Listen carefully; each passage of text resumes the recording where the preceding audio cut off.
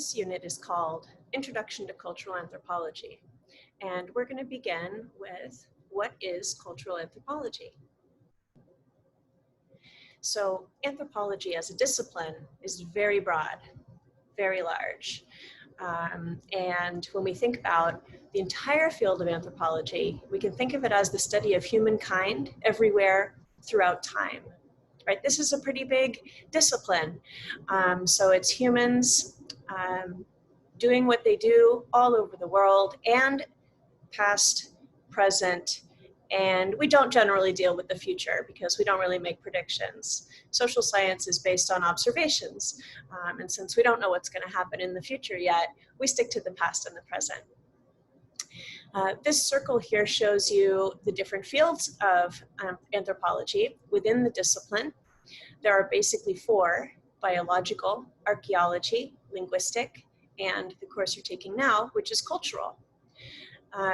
The outer ring that says applied shows you that people can apply anthropology in all of these different fields to the workplace, to businesses, and outside of just plain research to help solve problems in the world.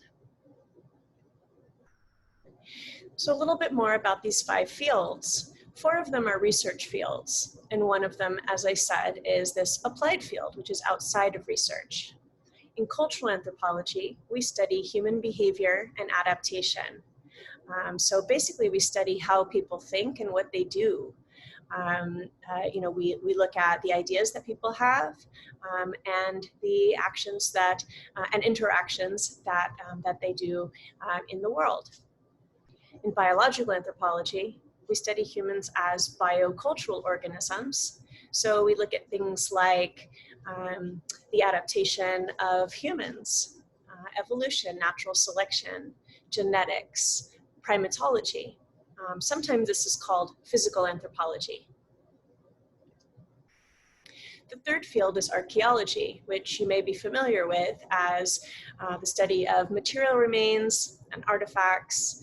And this is generally what, Lara Croft and Indiana Jones do. It has to do with pyramids and stones and ancient civilizations, but also things like the garbage that people threw away. What can we tell about their culture through the things that they used and tossed?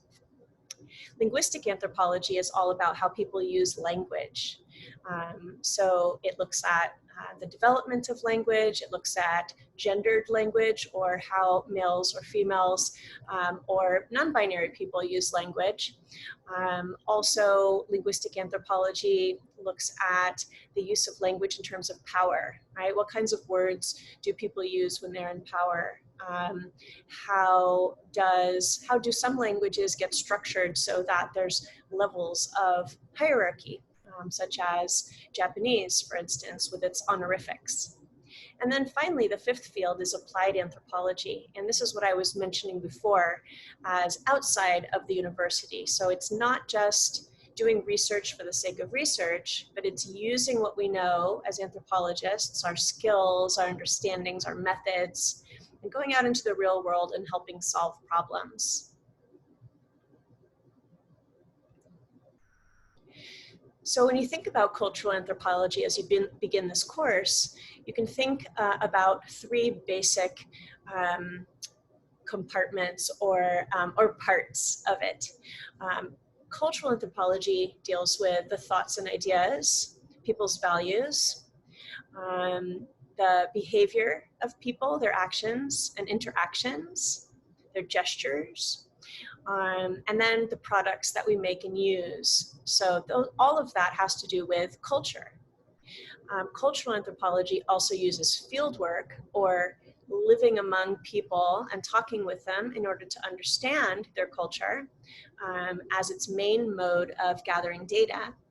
It's a very qualitative field, which means that instead of a quantitative field where we might just rely on surveys and questionnaires and look at statistics, we really like to talk to people, to get in the messiness that is their lives, get them to trust us over a long period of time, and to really understand the way that they think and why they do the things that they do.